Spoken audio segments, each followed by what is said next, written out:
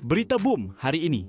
Pelakon Yasmin Hani berkongsi pengalaman berbeza sambutan Aidilfitri tahun ini apabila memilih untuk tidak pulang ke kampung demi menjaga ibunya yang berusia 80 tahun. Tahun ini, beliau dan keluarga meraihkan raya di rumah sendiri di Kuala Lumpur dan merancang bercuti selepas sambutan Hari Raya pertama. Ini adalah sesuatu yang baharu bagi mereka. Yasmin juga mencuba pengalaman menempah baju sendiri, membeli kain dan memilih rekaan sendiri. Pengalaman itu berbeza daripada tahun-tahun sebelumnya kerana dia hanya membeli baju siap. Aktiviti itu memberi kepuasan tersendiri serta menambah keseronokan suasana raya. Bagi Yasmin, Aidilfitri adalah masa untuk bermaaf-maafan, memperbaharui hubungan dan menikmati saat bersama keluarga. Anak-anaknya pula lebih menitik beratkan keseronokan dan kemeriahan, menekankan bahawa berkumpul dengan keluarga dan saudara mara adalah sumber kegembiraan sebenar sambutan Aidilfitri.